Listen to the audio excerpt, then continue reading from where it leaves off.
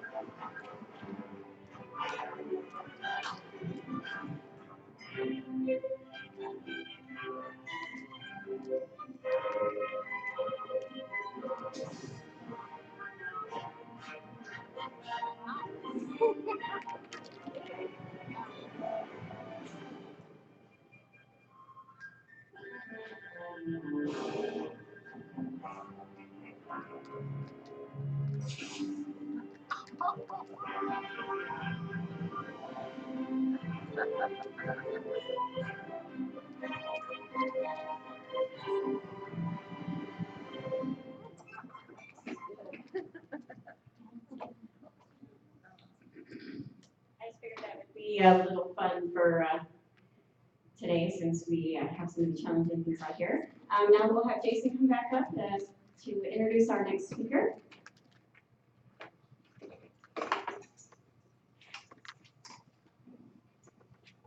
Okay, thank you. So we are privileged to hear from Limher Montoya.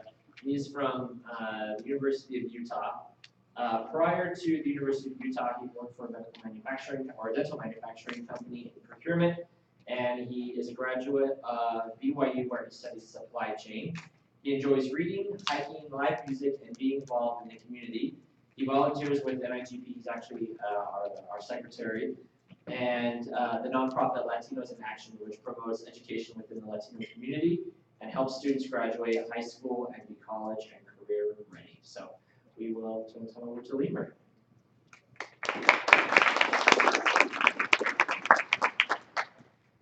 Thanks, Jason. All right, so I was asked to speak about business communications, and this is actually really a topic that I enjoyed. As part of my program at BYU, which I'll talk a little bit about, we were required to take this business communication course, and it was definitely one of my favorites.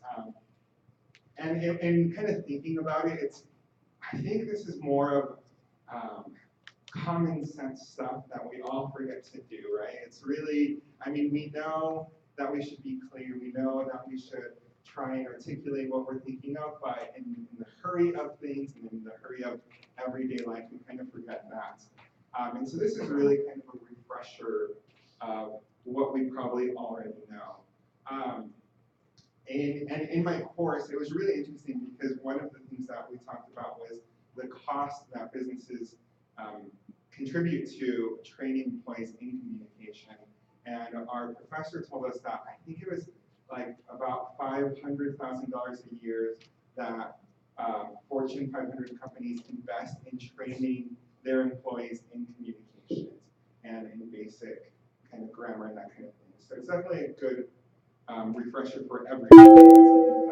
Something that some companies are investing in. So as I was thinking about this, I was thinking about kind of my personal experiences that I had with communication and the lack thereof. And this was about a year ago. I received a very strongly worded email from an internal department, and I kind of recreated it because I didn't still have it, and I couldn't find it in my archive. So I just recreated it, but it went something.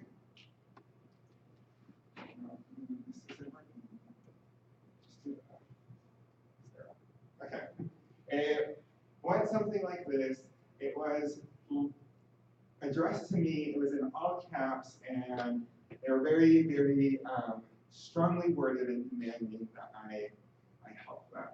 And so this situation, it was just very interesting. It was with a department that we've been having some miscommunication with, some trouble with helping them do, kind of color within the lines. And then I received this email. And so I will come back to it at the end, but this was definitely, I'm sure we've all received similar emails and had similar experiences in that position.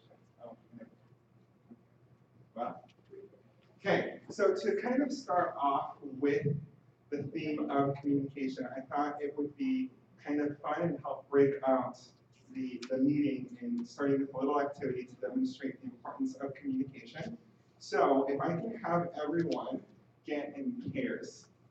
So preferably someone that you're sitting close by to.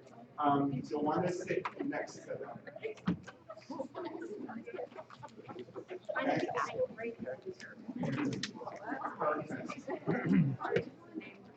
So yeah, introduce yourself if it's someone new, maybe network, find out where they're from. And then everyone should have a piece of white paper with them. So you'll need that and you'll need something to write with. Oh yeah, you can use the back of the agenda as well if you're using that. So now that you're in pairs, what I would like you to do is one of the person in the pairs turn around and face the back of the room. So both people will get the opportunity to do this, but I'll just need one at this time. And the person that's turned around should have something to write with, or something to draw with, I should say, and should have, a surface to write on. Okay. So what we're going to do is you'll have your paper, pencil, something to write on. I am going to, on the next slide, I'm going to put up a drawing. And the person that's facing the screen is going to have a minute to describe to the person that's facing backwards what it is. And you can't use, so the rule is you can't say like, oh, it's a cat, it's a butterfly. You have to just be able to explain the shapes or the colors or whatever the case might be. So I'm just trying to be very, communicative about what you are seeing. Okay, and you're going to have a minute approximately. So here's the first drawing, and you're going to start now.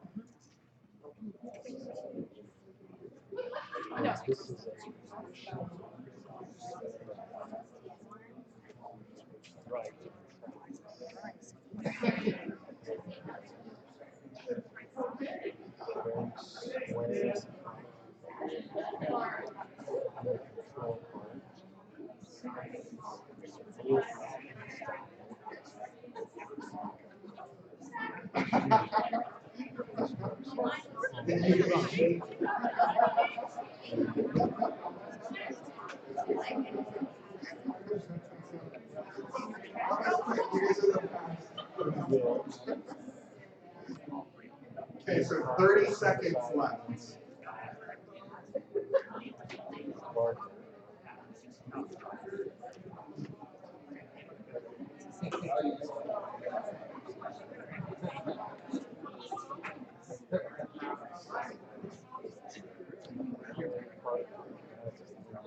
Okay, 10-second warning.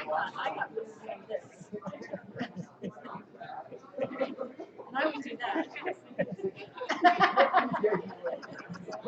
Alrighty, so time is up. And everyone, you can turn back around and see what you were supposed to be drawing.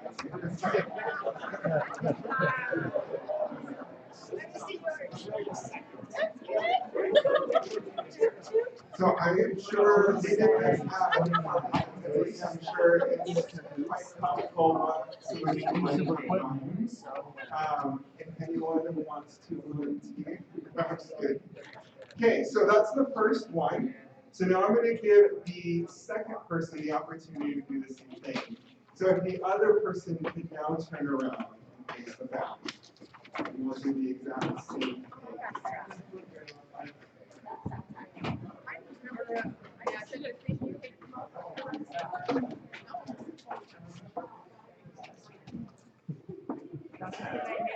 All right, it looks like we're set. Okay, so we're going to have 1 minute, and I have to warn you, this one is a little bit more complicated.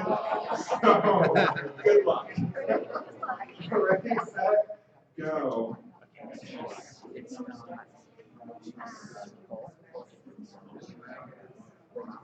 And then our 3/4 of a day the circular and 2 sideways and that's not as big.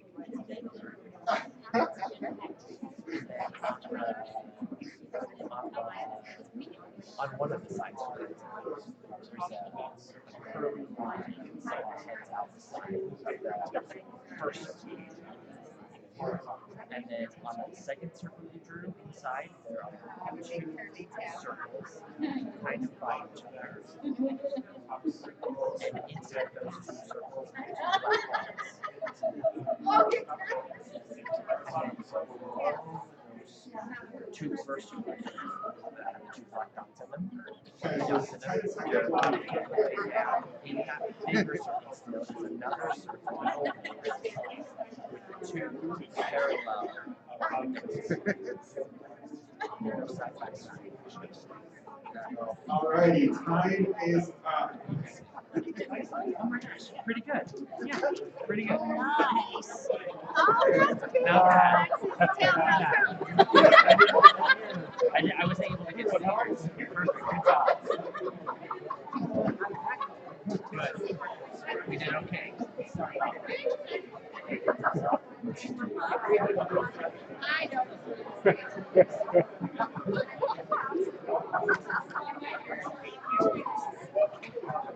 Alrighty, so how many people were able to get this exact drawing? Perfect rendering of what you were saying. So obviously this is a really kind of simple, kind of very fun, dynamic way to talk about communication. But what did you learn about communication during this process, especially knowing that you came in blind, right? You could not see the drawing if you were the person drawing. So what are some things that we could take from about this experience? Jared articulates better. Yeah, can you repeat that again? Jared articulates better. So it's important to articulate. Jason. I was going to say the same thing, to be very clear with what you want. Yeah, that's good. Colette? What's the big circle to you might be a small circle to them, so you have to make sure you're both communicating. Yeah, having a point of reference of what you're, that you both understand what that point of reference is. Yeah, so being able to describe what your interpretation is to the other person. That's great. Any other? One thing you needed to be more descriptive versus front view versus side view. Yeah, exactly. What your point of view is, describing that to the other person. And then, I was just gonna say, what we heard from over here was, she was saying something about bacon, and then it usually is paint. And kind of gave a visual, which I thought was pretty funny. A frame of reference to the drawing. Yeah, that's great. So, obviously, again, this is kind of a fun way to talk about communication, but it kind of highlights those points that it is important to be very clear, to be articulate, to know that you both are referencing the same material, because if you're talking about something, the other person's talking about something else, that communication is going to break down. So back to me, I'm just going to talk a little bit about my experience. So like I said, I went to BYU. I graduated from BYU in global supply chain. That was my emphasis. My program was business management. And it was a really interesting course just because it was a very new program. It still is quite new. And the program was very focused on team exercises and team building. So all of our finals, all of our projects, all of our major presentations were mostly done in teams. And so that kind of pushed us to be able to communicate with our teams, not only on what we were working on, but also on what our schedules were, trying to get together for our homework assignments or preparing a presentation or studying for a final or anything like that. So that was something I definitely learned there. From there, I went to Alternate Products, which is a manufacturer of dental products, and that was an interesting experience, just because manufacturing as an industry is very, very interesting. It's very fast-paced, it's very demanding in certain aspects, and so being able to clearly communicate not only with the vendors, but then also with the people on the line as they have issues with QA, regulatory, product managers. It's a very dynamic kind of industry to be in. And now I'm at the university, and again, very, very dynamic, very diverse in what we deal with. I personally do scientific and lab equipment, consulting services, audio visual, so just very, very, very broad spectrum of things, and deal with a very broad spectrum of people, from administrative people to the deans of the colleges, and the PhDs and the PIs and everything. So that's a little bit about me. When kind of thinking about communication and business communication, really, I thought of two things. Obviously, email and phone. I mean, that's mainly our main use in kind of the business office setting, our main modes of communication. Obviously, we could talk about presentations, we could talk about meetings and that kind of thing, but I thought that most day what we're doing is communicating via email or phones, and so that's what I'm going to focus on today. So fun facts about the phone. So we're going to do kind of a backwards Jeopardy. Or is it regular Jeopardy? Okay, regular Jeopardy. I don't watch it, so I didn't know what it was. And Colette helped me. So these are some, holidays are coming up. You want some fun trivia to impress people, right? With all your parties coming up.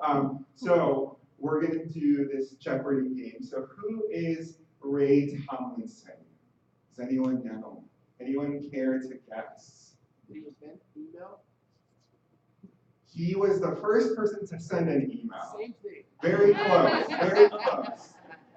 Okay, what, 1, 2, 3, 4, 5, 6. What is 1, 2, 3, 4, 5, 6? It's the most common password that's used. So if that's what you're using, you should probably change it. Okay, in 1991. What happened in 1991? Went online. No. What was that? No. This is the year that the first email was sent from space. Oh. Yeah.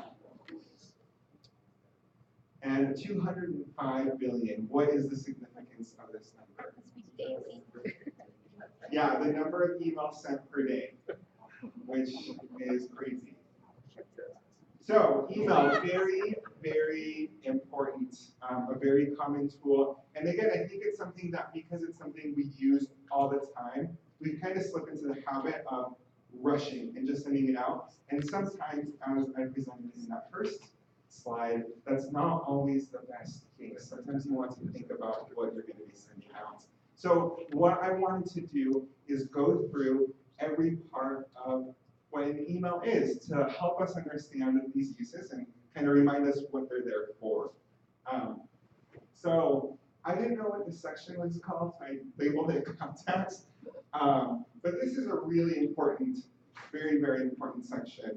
This is where you can send, obviously, you copy people and you can blind copy people. Now, who knows the difference? I mean, I hope everyone knows the difference, but who can tell us the difference between copy and blind copy? Yeah. Blind copy, the person that's blind copying isn't attached and be seen by the copied tubes. Yeah, exactly. So in blind copy, that person only sees, or I'm sorry, I should say, if you put someone on blind copy, when you send an email, that person is not going to be shown in the email you've sent. And so we use this in our office, we generally use this to send emails to vendors. So when we send out a bid, because we don't want necessarily them to know who's bidding on it at that time, we put those emails in the blind copy and send that out.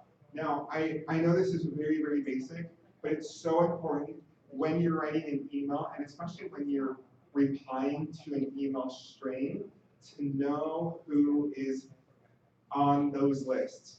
So I had a situation, it was with a different, another very fun department that I get to deal with occasionally. And they were wondering where their product was. I guess they had submitted a change order and it hadn't arrived. And so this person from the department, the contact that I was working with, sent the email to me, and then she included just about everyone in her department, including directors and the project managers, and I don't know who else. There were a lot of people on that email.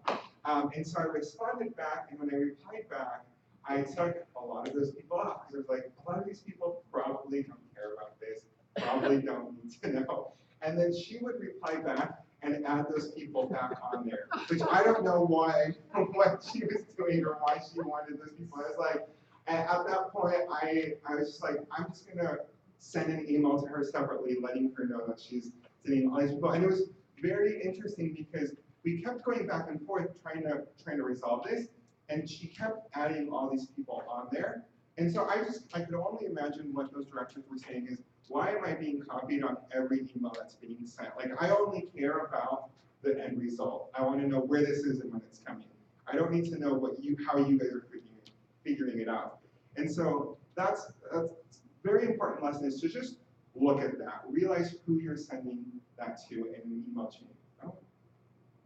And again, in a blind copy, knowing how that tool functions, knowing that if you put someone on there, it's not going to be shown. So if that person needs to be part of the conversation, you might want to add them to the copy.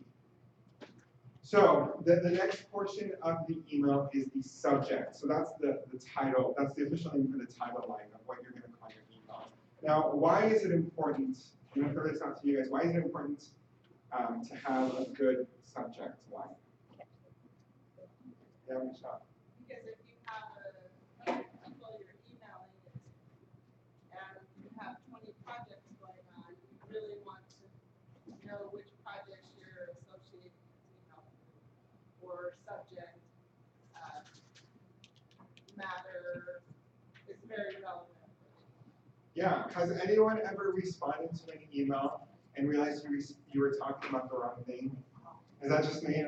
Because that's happened on several bids where vendors will send me an email, but they don't put the bid number. They just send it, and I assume I know what it's talking about, and I respond back, and I'm like, I have no idea what you're talking about. And then I realize, like, oh, I didn't know what you were talking about originally. So yeah, it's very important. It kind of sets up the theme for this.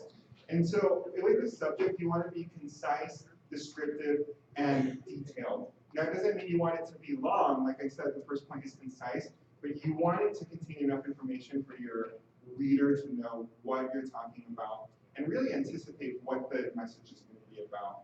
Now, I'm going to go through a couple of these, and I want you guys to tell me, these are sample titles that I came up with, and tell me what you guys think of these. This first one. What do you think about this? Is it a good subject, bad subject? What's good about it? What's bad?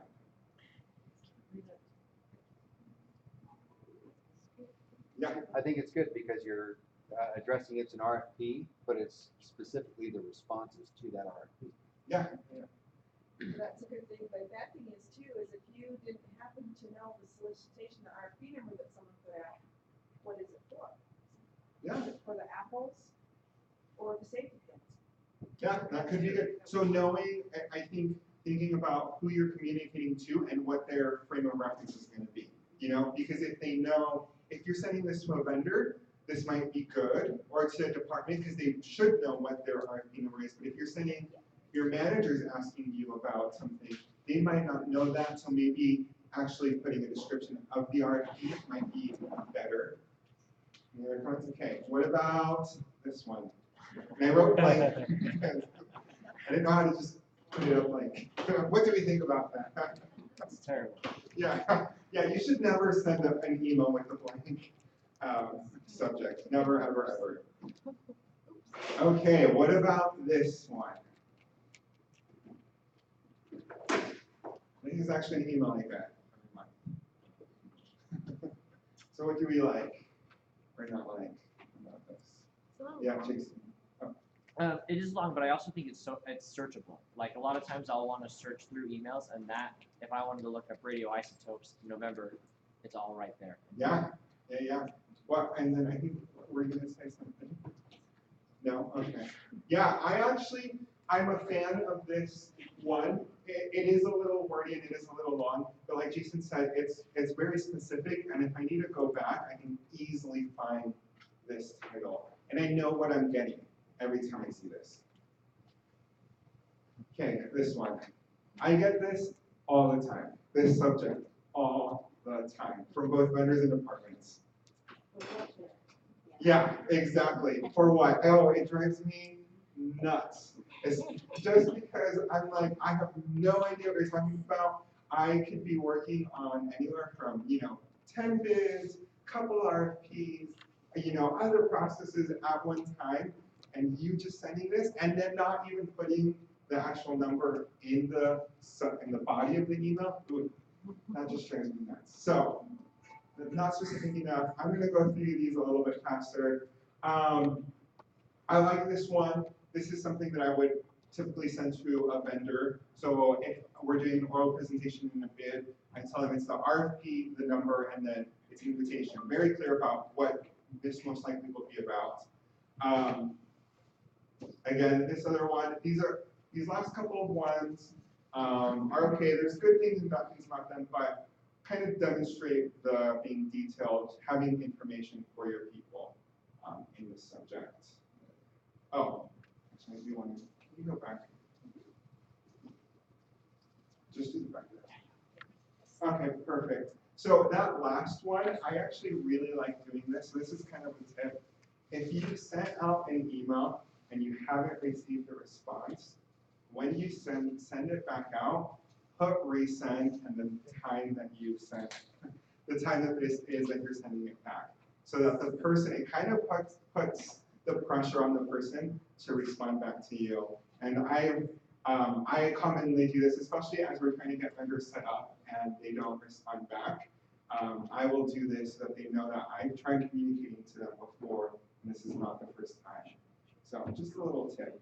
Okay, so for the body of your email, there's kind of three parts that encompass this. There's the salutation, the actual body, and then the closing. So your body, obviously, you want it to be complete, correct, relevant, and the content should be clear, coherent, and effective. The body needs to be, obviously, it's the main part of your email. You want it to be detailed, but you don't want it to be lengthy. You want it to be quite concise as you can, because your readers, it's not the only email they're receiving in a day, or even in an hour, most likely. So you want to be able to convey that information very well. So you, in writing the email, you want to think about the formality. Are you talking to your coworker? Are you talking to your boss?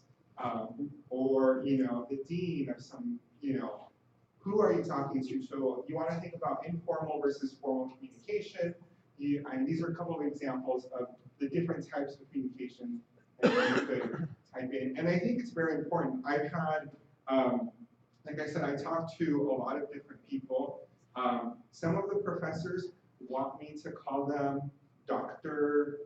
XYZ, or they want me to address them by their first name. Some of them like for me to be formal. Some of them are very informal, and they sign their email Kev, So it just depends on the audience, but kind of having that understanding and going in will make your communication much more effective than if you just guess. I always err on the side of being more formal than less in your communication, especially because you don't know where your email is going to end up. They could certainly forward it back to someone. So just being very kind of erring on that side, I think is very good. And then the same thing goes with tone. This kind of, so tone is interesting because it's kind of how you want to convey yourself. Do you want to be direct or indirect? Do you want to use active voice versus passive voice? Do you want to say, I threw the ball, or the ball was thrown by me? It just depends on the audience, what you're talking about and what your communication is. But understanding that and thinking about that as you're writing your email will help your email be so much more effective. Because yeah, if you're talking to someone you're very familiar with, you can certainly say, hey, I need this within the hour. Can you get it to me? Versus, hey, I was wondering if you could get this to me within the hour. It's going to help us be able to accomplish, X, Y, Z, or whatever. So just thinking about those type of things. So I'm going to throw up a couple examples of email, of a couple of bodies, and kind of, I want to go through this exercise. What do you guys think of them, and what's good, what's bad? Hopefully you can read these a little bit. So on this first one, what do we like or not like about this? It's Yeah. too, it's too big, you need to know what their facts, who's about their facts that you need to talk to, so you don't need to just back and forth. Yeah. Anything else? There's Their signature line is too much, just too much stuff. Yeah, that's an interesting. Some people like having all that. Some people don't. Just considering what really needs to be communicated to other people. There's another important factor. Oh yeah. Yeah, exactly. It's sent to everyone. Does everyone need to know about your problems with the facts?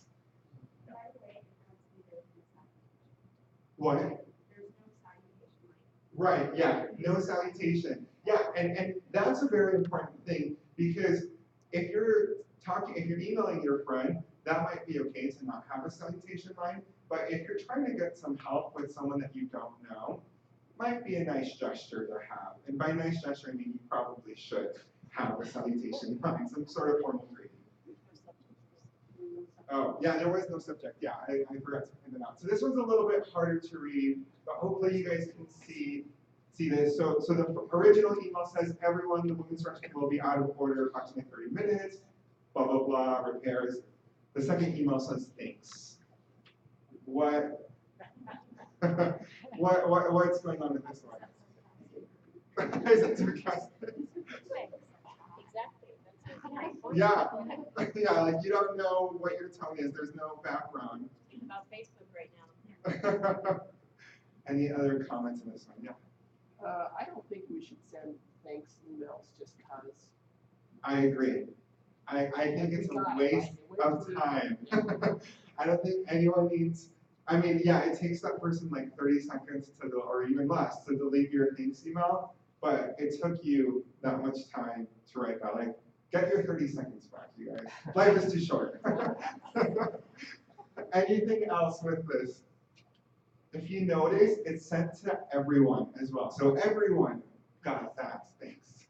So I mean, that's nice, I guess, but a waste of their time. Okay, this one. I think this one's easier to read, right? Everyone can see it.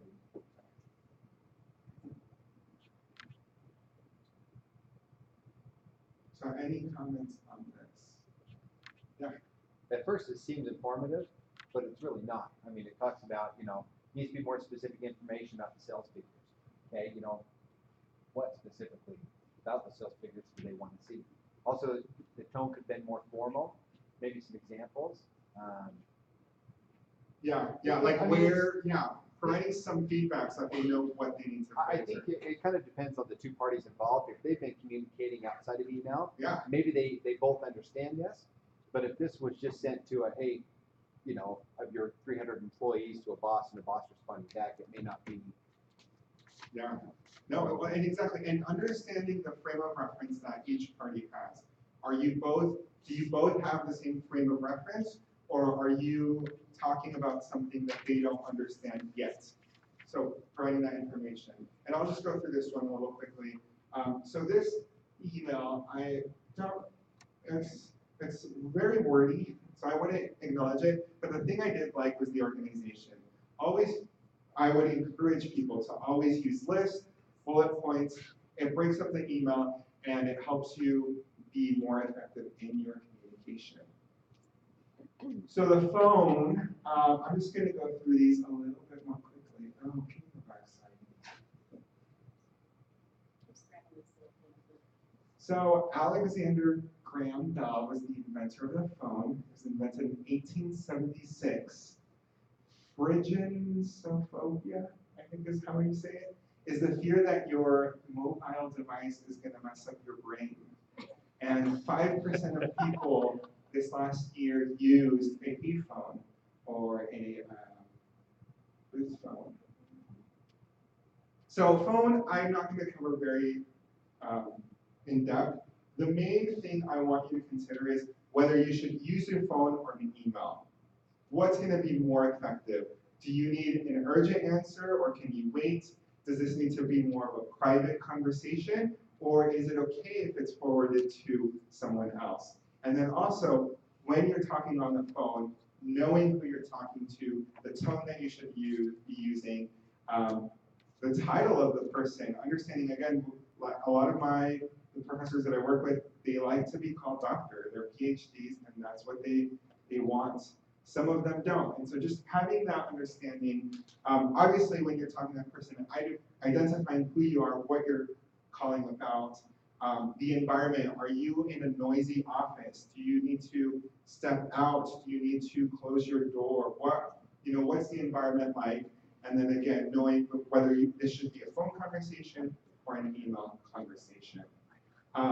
So back to my original example, this person, after I got this email, I was a little upset because I thought, oh, Is that too much?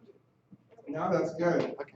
That's good. I thought we had very many previous conversations about what was needed. We had talked about it and agreed on what they needed to do, and then I got this email.